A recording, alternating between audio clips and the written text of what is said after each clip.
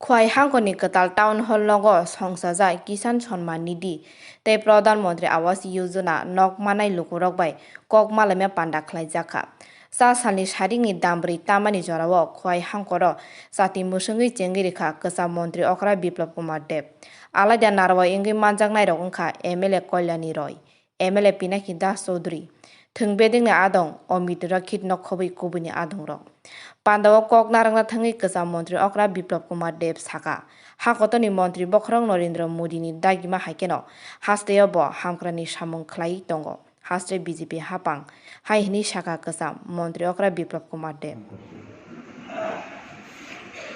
আমি খোয়াই শহর অঞ্চল দিয়ে যখন যেতাম তখন বাড়ির গেট থেকে মায়েরা চুপি চুপি দেখতেন, হাসতেন না ভয়ে, জানলা দিয়ে তাকাতেন বিপ্লবদের যাচ্ছে। হয়তোবা শিশু ছেলে বলে দিয়েছে ওই বিপ্লবদের, তো মা জানলা বন্ধ করে নিতেন।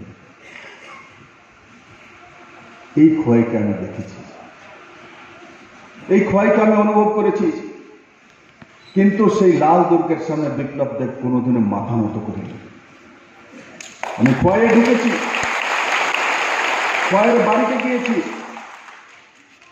আমার আজও খেয়াল আছে, এই খোয়াই মোটর স্ট্যান্ডে নিকুঞ্জ বর্মনকে 5 টাকা ভাড়ার জন্য বেশি ভাড়া নিচ্ছিল, তার জন্য সে প্রতিবাদ করেছিল। ভারতীয় জনতা পার্টির কার্যকর্তা তাকে নির্মমভাবে হত্যা করা হয়েছিল এই খোয়াইতে। সেই দিন আমি সেই বাড়িতে ছুটে গিয়েছিলাম। ভয়ে তার বাড়িতে লোক যাচ্ছিল না। মার্ডার করার পর তার পরিবার সঠিকভাবে নাম বলছিল না। আজ সেই খোয়াই ভয় মুক্ত হয়ে গেছে, মানুষের ভয় হয়ে গেছে। এখন লালের সাধারণ ভয় নয়। এই খোয়াইবাসী, এই খোয়াইবাসী माननीय प्रधानमंत्री सबका साथ सबका विकास, सबका साथ सबका विश्वास और सबका साथ सबका प्रयास है খোয়াই। খোয়াই কালচারাল সিটি, সংস্কৃতির সিটি খোয়াই। আর সেই সংস্কৃতির সিটির নাম বদল করে লাল দুর্গ নাম রেখে দিয়েছিল, আতঙ্ক তৈরি করে দিয়েছিল। আজ সেই সংস্কৃতির যে ইতিহাস খোয়াই, আমরা গর্ব করি খোয়াইকে নিয়ে, অথচ খোয়াইকে বদনাম করে রেখে দিয়েছিল যে এটা লাল দুর্গ, এখানে লাল চক্ষু, এখানে মার্ডার হবে। খোয়াইয়ের কোনো ঐতিহ্য নেই, খোয়াইয়ের মানুষের সম্মান নেই। সম্মান ফিরে পেয়েছে 2018 নির্বাচনে নরেন্দ্র মোদীর নেতৃত্বে যখন সরকার হয়েছে, তখন গিয়ে খোয়াইবাসী তার ইজ্জত ফিরে পেয়েছে। আমি আপনাদের কি দিতে পেরেছি, কতটা করতে পেরেছি আমি কোনোদিন বলবো না। আমি চেষ্টা করেছি, কিন্তু একটা জিনিস আপনাদেরকে ফেরত দিয়েছি।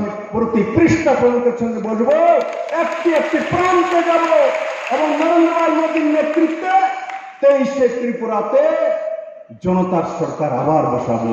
সেই দিশাতে কাজ করার জন্য আমি নিজেকে ওই দিশায় নিয়ে যাওয়ার জন্য আপনাদের কাছে এসেছি।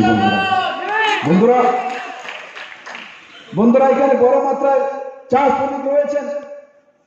এই রাজ্যের মধ্যে নয়, পুরো দেশের মধ্যে সবচাইতে যদি অবহেলিত গরিব কোনো সম্প্রদায় থাকে, চা শ্রমিকরা। এই চা শ্রমিকরা খোয়াইবাসী দেখেছে, কোনো আন্দোলন হলে, কোনো লাইন হলে, কোনো মিছিল হলে সবচাইতে বেশি তাদের লাইন দেখা যেত। মনরেগার রূপ দেখিয়ে তাদেরকে সেই লাইনের ভেতরে লাগিয়ে রাখা হতো। আজকে আমি সেই চা শ্রমিকদের বাড়িতে গিয়েছি, তো আমি দেখি যে বলছে এখানে কোনোদিন MLA আসেনি, এখানে কোনোদিন মন্ত্রী আসেনি, তারা কোনোদিন কোনো পলিটিক্যাল পার্টির সম্বন্ধে ধারণা নেই। এইভাবে তাদেরকে দাবিয়ে রাখা হয়েছিল। আর আজকে এই সরকার কোনো শ্রমিক, কোনো ব্যক্তি আমার কাছে যায়নি। আমরা প্রায় 100 কোটি টাকা খরচা করে তাদের জীবনমান উন্নয়নের জন্য এই প্রথমবার জমির মালিক বানানোর ঘোষণা এই সরকার করেছে।